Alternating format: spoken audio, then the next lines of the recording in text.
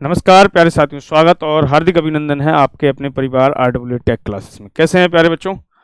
मैं उम्मीद करता हूं कि आप बहुत बेहद अच्छे होंगे। और मुझे एक इन्फॉर्मेशन मिली थी बच्चों के द्वारा कि सर आज 17 नवंबर को हम लोग धरना प्रदर्शन में जा रहे हैं। एक्चुअली में उसके पीछे वीडियो इसलिए नहीं बनाई गई क्योंकि मेरे पास में कोई भी इन्फॉर्मेशन नहीं थी कि उसमें कौन लीड कर रहा है, क्या कर रहा है, क्योंकि ये सब सेंसिटिव मामले होते हैं। तो हम उनमें जब तक हमारे पास में कोई ऑथेंटिक चीज़ें नहीं होगी, ऑथेंटिक इन्फॉर्मेशन नहीं होगी, तब तक हम वीडियो नहीं बना सकते। तो उसके लिए क्षमा चाहेंगे वीडियो ना बनाने के पीछे, क्योंकि अगर आप मेरे नंबर पर या फिर मेरे व्हाट्सएप पर अगर या फिर आप किसी भी तरीके से मुझे संपर्क करके उसके बारे में बताते, क्योंकि मुझे उसके बारे में कोई भी इन्फॉर्मेशन की जानकारी नहीं थी। ठीक, अगर मुझे जानकारी होती तो बिल्कुल उसके बिहाफ पर हम लोग वीडियो बनाते। ठीक है प्यारे बच्चे, तो सबसे पहले तो इसके लिए मैं क्षमा चाहूँगा, क्योंकि बहुत सारे बच्चे कमेंट बॉक्स में ज़रूर कमेंट करेंगे कि सर आपने 17 नवंबर के हमारे जो एक प्रोग्राम आयोजित किया जा रहा था उस पर आपने वीडियो नहीं बनाई। आप ये सब बात बहुत अच्छी तरीके से जानते हैं कि अभी तक के जितने भी यहाँ पर मतलब डिमांड्स हुई हैं, उनमें सबसे आगे आप मेरी शक्ल देख सकते थे और देखते भी होंगे पुरानी वीडियोस में कि मैं यूपीपीसीएल में जितनी भी चीज़ें जब भी बच्चों ने कहा तब हम वहाँ पर खड़े रहे अपने कैरियर को दांव पे लगाते हुए। प्यारे बच्चों, तो एक किसी बच्चे ने आरटीआई डाली है यूपीपीसीएल में कि कितनी भर्ती खाली है, कितनी वैकेंसी खाली है, क्योंकि यूपीपीसीएल ने 2020 से किसी भी प्रकार की कोई वैकेंसी, ना तो जेई की ना एई की, किसी भी प्रकार की कोई वैकेंसी नहीं दी है अभी तक। तो पहले बच्चे, रिप्लाई में क्या क्या आया है, कौन कौन सी वैकेंसीज के बारे में पूछा गया था और किस किस वैकेंसी के बारे में रिप्लाई दिया गया है, तो ये सारी बातों को आज हम लोग इस वीडियो में करने वाले हैं।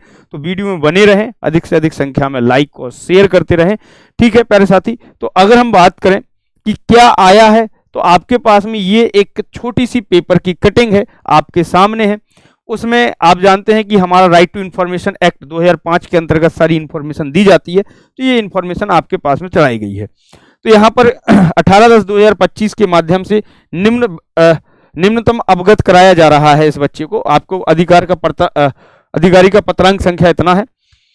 तो बच्चे ने मांगा था कि यूपीपीसीएल में, देखो यूपीपीसीएल में जेई की वैकेंसी कब तक आएगी और कितनी आएगी।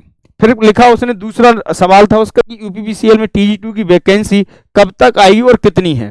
फिर लिखा था यूपीपीसीएल का एग्जाम कौन कंडक्ट कराएगा, यूपीपीसीएल या फिर यूपीएसएससी।